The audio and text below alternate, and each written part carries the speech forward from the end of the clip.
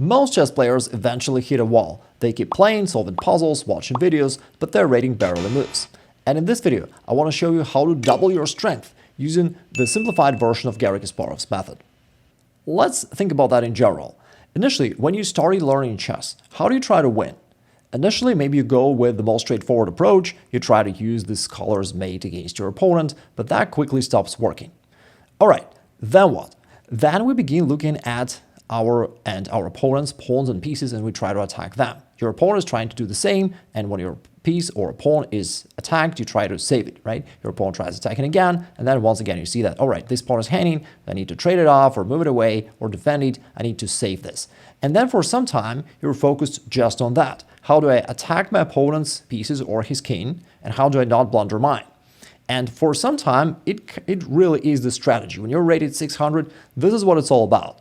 But then, when your opponent stops making blunders, this kind of most straightforward approach stops working. And then you're left with some doubts, like, what do you do? There are plenty of moves that I can play. I'm not really sure which one is good, which one is better, and why. And by the way, in this position, how do you play as white? You may think about it. And now I want to present to you the Kasparov's method. This is how he picked chess moves and evaluated positions. And in this method, there are 4 core factors. By the way, a little caveat, I give you the simplified version of his method, which I think is more accessible and more usable, all right? Now, the 4 elements there. The first thing is indeed material. You aim to attack your opponent's pawns and pieces. That is pretty clear. The second one is, again, indeed king safety. You aim to attack your opponent's king. That is also clear. But for most players, it ends right there. While in his method, there are actually 4 core components. And this is why I told you that literally our goal today is to double your strength, because instead of just knowing 2 of the factors, you'll know all 4. And the third one is time. This is something kind of intangible, which is harder to comprehend, and this is why most players don't really think about it. And in this position, most players would probably just develop their pieces one way or the other, maybe would try to strengthen their center, but there are only 10% of players who played pawn to e6 because they understand this concept of time. And by the way, the average rating of these players is roughly 2050. You can easily see how, understanding these concepts can bring you to that advanced group of chess players. And what is time? It means that you aim to develop your pieces faster and develop your attacks faster. And again, it sounds like something a little bit vague, but think of somebody like Morphy. Basically, he just understood this concept that you can sacrifice a little bit of material to speed up your development, speed up your attack, and he literally obliterated the entire chess world. And later, Tal also did it phenomenally, and Kasparov used it in his games just as well. So here, White is sacrificing the pawn for no clear reason. But the reason is time, because now with these double pawns, it's making it harder for Black to develop. This bishop cannot get out, it's going to take longer. If this bishop cannot get out, it also will take for Black longer. And if this bishop cannot get out, it will take longer to castle. So overall, White is just aiming to slow down Black's development. And now I can play bishop d3. His development is very natural, very simple. And for Black, if they're careless, if they play some move, let's say something like this, aiming to undouble their pawns, they're going to lose the game on the spot with queen to h5 and then the queen sack, and White finishes the game brilliantly. There's also this game which illustrated the same concept brilliantly. It was White to move here, and now this bishop on b5 is hanging. Like, what would you play here? Most players would probably just take on d7 unthinkingly. But now when you know the concept of the time, you also know why it's not the best thing for White to do, because think about this. White made a few moves of his bishop just to achieve nothing, to trade it off, and to help Black develop one of his pieces, either a knight or a queen. Not a good use of your time. And in the game, White played pawn to e6, a very creative move, again, sacrificed the pawn. Of course, the question is what if Black captures here, but White's got this very interesting trick with a double attack, threatening checkmate on f7, and the pawn is pinned down to the king, while the bishop on b5 is also hanging. Pretty cool. In the game, Black simply captured with their pawn on e6, and now it looks like, hey, White just lost a pawn for nothing. But instead of, again, helping Black develop, White retreated the bishop back. And now, all these pieces of Black are a little bit clumsy. It's hard to develop them, and therefore White sacrificed the pawn just to speed up his development. Black now noticed that queen h5 is a threat. He played pawn to g6. White continued with h4, aiming to continue his attack. Knight to c6. Black is also trying to develop and counterattack here, but White just ignores it and develops his attack really, really fast. Black again noticed, protect with rook to g8. The Black player, Savchenko, he's a strong Grandmaster, strong blitz player. I think I played him once in the Czech Republic, and we got a draw, if I'm not mistaken. But in this day, that was just a misfortune, because his opponent unlocked some tile-level genius. He played rook to h8, sacrificing the rook. Now black cannot take it, because of bishop takes g6 checkmate. It's a deflection. Black instead played king to f7, trying to consolidate, but now queen to f3 check. The king comes here, and it looks like the king is more or less safe, but why just sacrifice the rook yet again, this time on h7 square?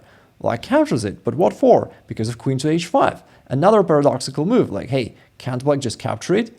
But no, the king starts to blush because the pawn is pinned and the move is illegal, which means that the king has to move, but now queen takes g6, the queen is protected, and that leads to a quick checkmate.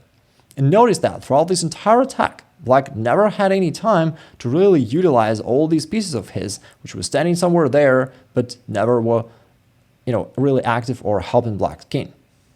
And another Kasparov's idea is that these four factors are interchangeable. You can give up one of them to gain the other one, just like you trade currencies, basically. And for example, in this case, it was white to move, and white played pawn to f5, sacrificing the pawn. But the idea is we're giving up material, this pawn, but we gain the factor of exposing his king. So the king safety is now more compromised. And for Garry, it's totally fine. And here white goes bishop h6, eliminating one more defender of the black king. Black captures here on a4, for example, but white doesn't have to care, because of course white could easily recapture, but white again gains time. In this case, we're giving up a roll to gain time for our attack. Knight to g5, and black is done. Now we've got a lot of strong pressures right there, and let's say black captures right here. It's actually a sideline, but in the real game, the black player Grandmaster also got crushed very quickly. So you see how effective that is. Now white can trade, eliminate the final defender, and now black is actually done. The king is exposed, white's attack was too fast, and white is winning the game. Now let's talk about the fourth and perhaps the most important guideline idea. And this idea is activity. Now, this is a vague term. What does it really mean? It simply means quantity of squares that your pieces control. So ideally, you want your pieces to control a lot of squares and to start creating threats. But when your pieces are so active, when they control the entire board, they almost inevitably start targeting your opponent's king and pawns and pieces as well. Now, this is vague, but now let me show you a practical example so that you see how this seemingly vague concept at first is in fact super practical. So in this position, black played h6, trying to attack this bishop. White moved forward, all right, traded, the knight is under the attack. Where should it move? Now, in the game, black retreated the knight to g8 because they realized that after that, white has no way to protect this pawn f6. And it does make sense, but let's recall that idea of activity, right? We want to move our pieces forward. We want them to control a lot of squares. For a strong player, retreating the knight back to the g8, to the original square, to the edge of the board, is always an undesirable idea, right? Strong player always aims to move his pieces to the center. All right, black went knight to g8, white played queen f4, perhaps trying to support the pawn. Black captured it, offering an exchange. All right, now what do you do as white? Another kind of supplementary idea is that, again, you want your pieces to come forward, right? To control our squares, come forward, create threats. And therefore, strong players look in this forward direction. How do I move my pieces forward? And with that, you can see that you could capture this pawn on c7, also attack the bishop, and also you'll be in the close proximity to the black king, right? If the bishop moves away, maybe you can start attacking right there, right? So white missed that, white instead traded on f6, black recaptured. All right, now white castled, pawn to d5, knight to b5. Now white noticed an opportunity to attack this pawn on c7. All right, that's good. We do want to come forward and make threats. Black protected with knight to a6. But this is where a lot of players actually get stuck. So we make that one move attack, right? Knight to b5. Now black protected, and now what? There's no clear idea. And white actually retreated the piece back to c3, which is again goes against that idea of activity. We want our pieces to come forward, which also means we do not want them to come backward without a very strong reason, right? So here clearly there was no reason for white to retreat the knight back. Black castles. Now what? All right, the idea of activity says you want to put your pieces to active positions. By the way, why am I talking about pieces, mostly not pawns? Just because a piece is stronger. A pawn only attacks usually 2 squares, while your piece can attack many, right? That's why we care about pieces first and foremost. And here I played bishop takes a6, because sometimes trading off pieces seems to be handy. It kind of simplifies matters, making it easier for us to navigate. But in reality, if you think about this, this bishop controlled a lot of squares. Therefore, it was active. This knight on a6 controlled very few squares, right? So it was passive. The bishop on b7 controlled very few squares. It was very passive, right? So you're trading off your very active piece for your opponent's passive piece, and simultaneously you help him activate this passive piece and make it way more active. So you're like downgrading your position significantly with this trade, right? And now I'd played pawn to a4. Not entirely sure, maybe White wanted to kind of launch this queenside attack. But again, you want to think about your pieces first, right? So if you want to activate your position, what do? You look at the pieces you have, think, how do I move them forward? How do I make threats? How do I activate my pieces so that they start controlling more squares? And now you can see how this seemingly generic idea of activity becomes super practical and really guides you and tells you which moves are right, which moves are wrong. Now let's see how this entire system, how all these four factors work together. And here, Black played pawn to d5, attacking this pawn. I moved the pawn forward, knight to e4. It's a blitz game that I played a while ago.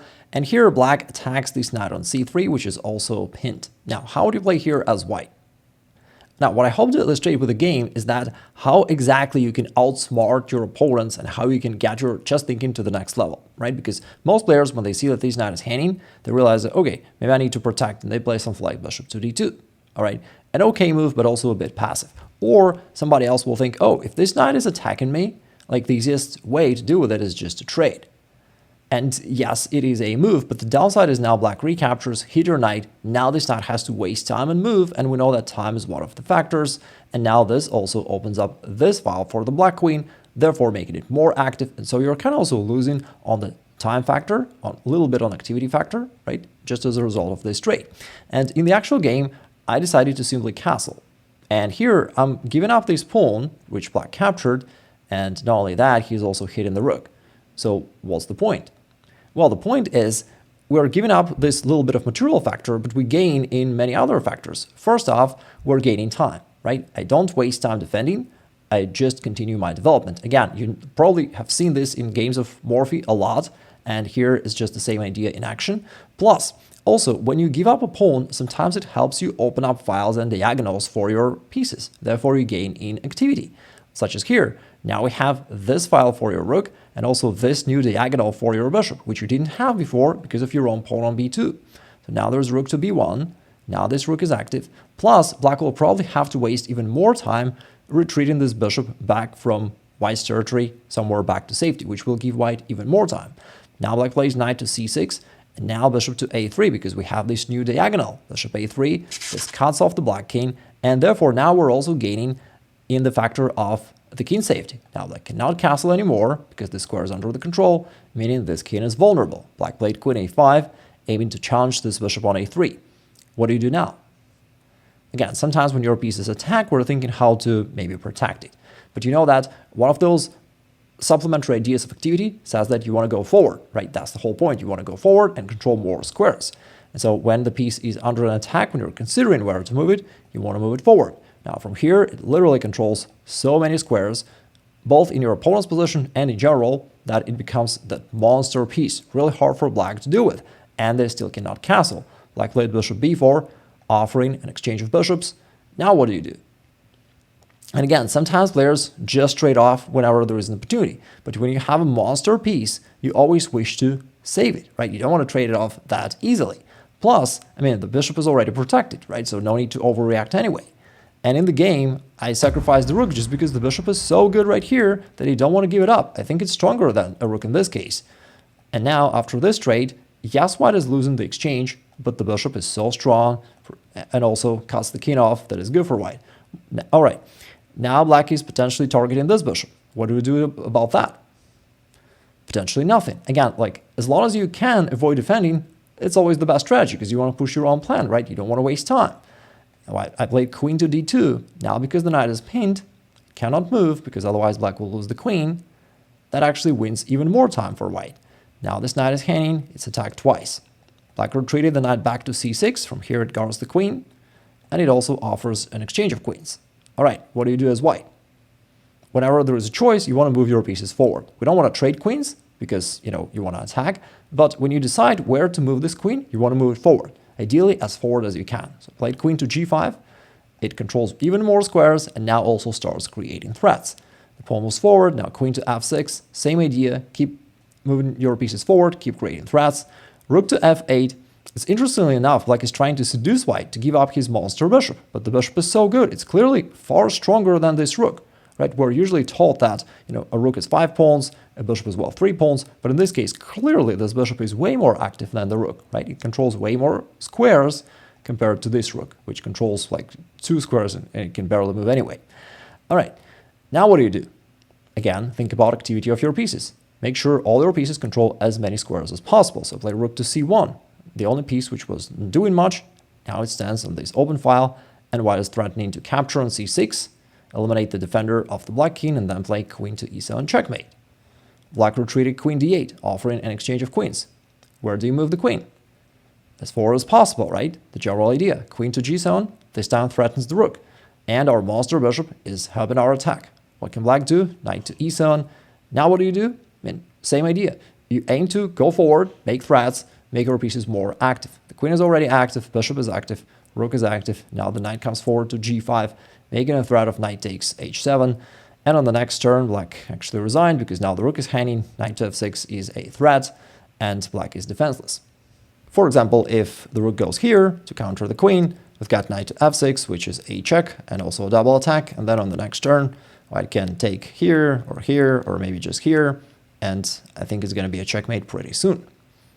And I suppose the main takeaway is that stronger players are not necessarily more talented or know more generically about chess, but rather they have clearer understanding of what to do, which guides them and helps them find correct moves easier. And if you want my help with you training this way of thinking, I'll leave a link down below to my course Level Up Your Chess, which contains the entire system. And also I recorded myself playing live and commenting my thoughts so that it's easier for you to follow. The link is down below in case you're curious. And also you may love to watch this video next where I show you 10 tips from Carlsen on how to dominate your opponents.